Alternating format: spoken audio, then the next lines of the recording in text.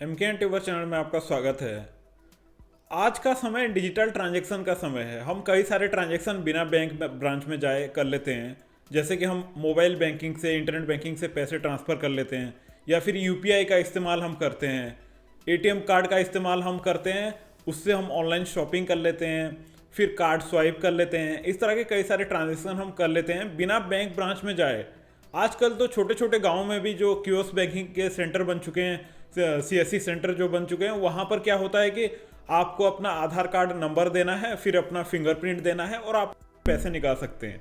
इस तरह के कई सारे डिजिटल ट्रांजैक्शन आज के समय में हो रहे हैं। लेकिन इस तरह के ट्रांजैक्शन में कभी कभी एक परेशानी होती है, एक प्रॉब्लम होता है कि ट्रांजैक्शन फेल हो जाता है। किसी तकनीकी रीज़न की वजह से ट्रांजैक्शन फेल हो जाता है, लेकिन हमारा बैंक अकाउंट से बैलेंस कट जाता है।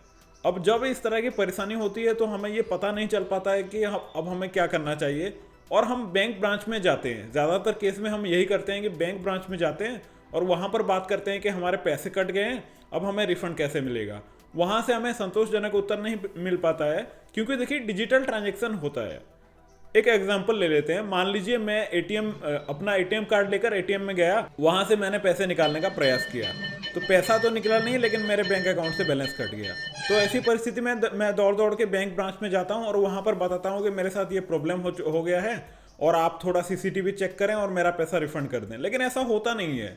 इसका एक प्रोसीजर होता है। डिजिटल ट्रांजेक्शन जो भी हैं, वहां पर अगर ट्रांजेक्शन फेल होता है तो उसका कंप्लेंट हमें प्रॉपरली रजिस्टर कराना होता है। उसके बाद ही हमें अपना पैसा रिफंड मिल पाएगा। लेकिन यहाँ पर अच्छी बात यह है कि जिस तरह से हम डिजिटल ट्रांजैक्शन कर रहे हैं, डिजिटल ट्रांजैक्शन का कंप्लेंट भी हम इसी तरह से डिजिटल वे में कर सकते हैं, यानी कि घर बैठे कर सकते हैं, अपने मोबाइल से कर सकते हैं।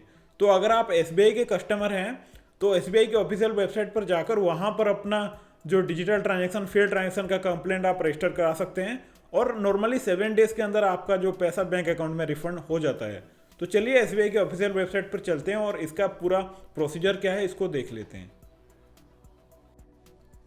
यहाँ पर मैंने SBI के ऑफिशियल वेबसाइट को ओपन कर दिया है, sbi.co.in। इसका लिंक नीचे डिस्क्रिप्शन में भी दिया हुआ है, वहाँ से भी आप इसको ओपन कर सकते हैं। तो देखिए यहाँ पर जो स्क्रीन के राइट हैंड साइड में टॉप में कस्टमर केयर का सेक्शन है, इसको मैं सेलेक्ट कर लेता हूँ। अब सबसे लेफ्ट वाला जो ऑप्शन है, रजिस्टर योर कंप्लेंट, इसको मैं सेलेक्ट कर लेता हूँ। तो यहाँ पर सबसे पहले रेज रिक्वेस्ट और कंप्लेंट टाइप्स, इसको हमें सेलेक्ट करना है कि रेज, कंप्लेंट और रिक्वेस्ट, इसको सेलेक्ट कर लेना है।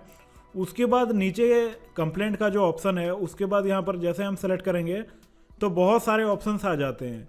लेकिन आज का हमारा जो टॉपिक है, फेल ट्रांजैक्शन का टॉपिक है, तो इसमें हमें डिजिटल पेमेंट का ऑप्शन सेलेक्ट करना होगा, नंबर 5 का। बाकी ऑप्शन भी बहुत सारे ऑप्शन यहाँ पर दिए हुए हैं, आप इनको भी देख सकते हैं। तो इसको अभी मैं डिजिटल पेमेंट को सेलेक्ट कर लेता हूँ और इसको सबमिट कर देते हैं। तो पहले तो मुझे यहाँ पर अकाउंट नंबर एंटर करना है, तो इसको मैं जल्दी से एंटर कर देता हूँ।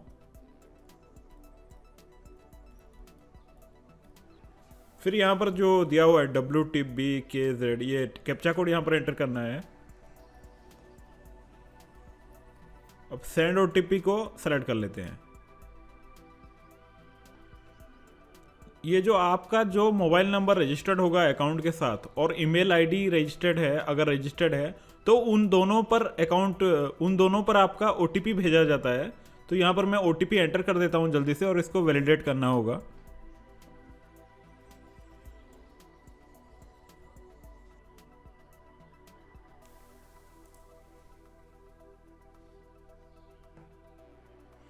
देखिए यहाँ पर फॉर्म आ चुका है, ये कंप्लेंट फॉर्म है, इसको फिल करना है और इसको सबमिट करना है। तो सबसे पहले तो ये समझना है कि कैटेगरी ऑफ कंप्लेंट्स रिक्वेस्ट, इसमें हमें क्या क्या ऑप्शन मिल जाते हैं। देखिए ये जो 3 ऑप्शन आप देख रहे हैं, सबसे पहले है कैटेगरी ऑफ कंप्लेंट, उसके बाद प्रोडक्ट एंड सर्विसेज, और फिर है नेचर ऑफ कंप्लेंट। फिर आपको यहाँ पर कंप्लेंट के डिटेल्स लिखने होंगे।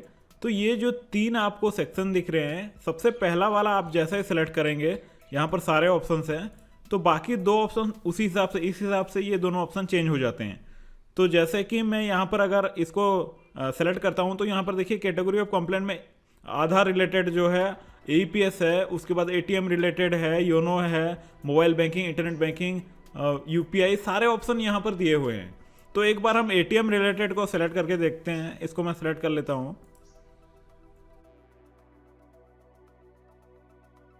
बाकी जो ऑप्शन है प्रोडक्ट एंड सर्विसेज और नेचर ऑफ कंप्लेंट इसी के हिसाब से चेंज हो जाएंगे। तो अभी हमने यहाँ पर एटीएम रिलेटेड दिया हुआ है, तो प्रोडक्ट एंड सर्विसेज में क्या है, वही एटीएम रिलेटेड, पेमेंट गेटवे, इसी तरह से एटीएम से जुड़े हुए यहाँ पर ऑप्शन दिए हुए हैं। यहाँ पर अगर आप मोबाइल बैंकिंग को, योनो को सिलेक्ट कर लेते हैं तो प्रोडक्ट एंड सर्विसेज में आपको अलग ऑप्शन दिखेंगे। तो इस तरह से आपका जिस प्रकार का भी कंप्लेंट है आप इसको उसी हिसाब से आपको सेलेक्ट करना होगा। तो अभी के लिए हम एटीएम रिलेटेड देख लेते हैं, इसमें भी एटीएम रिलेटेड करना है। और देखिए जैसे ही मैंने इसको सेलेक्ट किया बाकी के ऑप्शन जो है यहाँ पर आ चुके हैं, एटीएम से जुड़े हुए जो भी हमें फिलअप करना है। जहाँ जहाँ पर आप ये रेड स्टार लगा हुआ देख रहे हैं सारा आपको फिलअप करना होगा। तो नेचर ऑफ कंप्लेंट में क्या है, देखिए account debited but cash not dispensed, ATM से पैसा निकला नहीं लेकिन आपके अकाउंट से बैलेंस कट गया, तो इसको आप सेलेक्ट कर सकते हैं। इसके अलावा भी और अगर कोई प्रॉब्लम हुआ है तो भी यहाँ पर आपको सारे ऑप्शन मिल जाएंगे।